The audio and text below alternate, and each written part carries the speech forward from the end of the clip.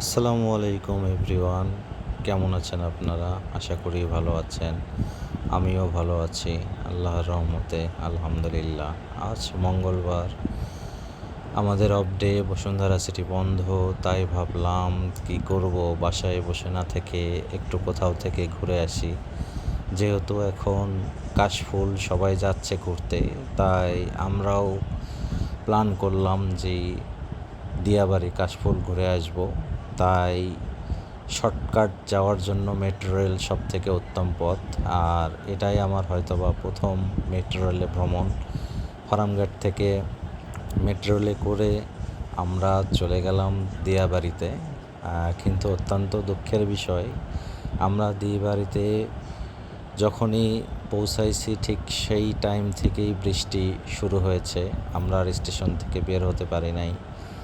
তাই কিছু না করে স্টেশনের ভিতরে আমরা একটু এদিক ওদিক ঘুরলাম, একটু ফটোশ্যুট করলাম, ছবি তুললাম, আর আশপাশের ভিডিও করলাম। যেহেতু বৃষ্টি আল্লাহর রহমত, এটাও ভালো হয়েছে। একদিকে বৃষ্টি বিলাস হয়ে গিয়েছে, বাসায় থাকলে হয়তো বা ঘুমেই পার করতে হতো। বৃষ্টিতে ভালোই লাগছিল, আশেপাশের পরিবেশটা ভালোই উপভোগ করলাম, সব দিক ভিডিও করলাম একটু দাঁড়িয়ে থেকে। কী আর করবো, যেহেতু কাশফুলে আর আমাদের ভিডিও করা হলো না বা ঘোরা হলো না। অনেকক্ষণ আমরা অপেক্ষা করলাম, বৃষ্টি মোটামুটি ভালো জোরেই হচ্ছিল এবং থামার কোনো নাম নিচ্ছিল না। তাই ভাবলাম যে আর কতক্ষণ এখানে দাঁড়িয়ে থাকবো বা অপেক্ষা করব,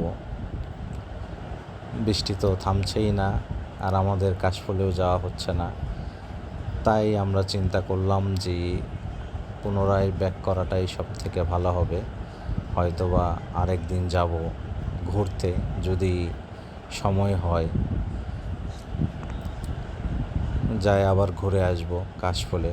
তখন হয়তোবা নতুন ভিডিও আপনাদেরকে আবার দেব। চলে আসলাম আমরা টিকিট কাউন্টারে। প্রথমেই 200 টাকার নোট খুচরা, আসলে এই টিকিট কাউন্টারে খুচরার একটু প্রবলেম থাকে, এই জন্য আমাদের প্রথমে আমরা টিকিট পাই নাই, কারণ বুথে খুচরা টাকা ছিল না। টাকাটা আমরা রিটার্ন পেয়েছি। পরবর্তীতে আবার আমরা খুচরা টাকা দিয়ে দুটো টিকিট করেছি এবং কিছুক্ষণ পর আমরা চলে গিয়েছি প্ল্যাটফর্মে গিয়ে ট্রেনের অপেক্ষা করেছি। তারপর যখন ট্রেন আসলো, আমরা ফার্মগেটের উদ্দেশ্যে রওনা দিলাম এবং ট্রেনে করে চলে আসলাম ফার্মগেটে। তো বন্ধুরা, আজকের ভিডিও এই পর্যন্তই। আশা করি আপনারা সবাই ভালো লেগেছে আমার এই ভিডিওটি। ভালো থাকবেন, আল্লাহ হাফেজ।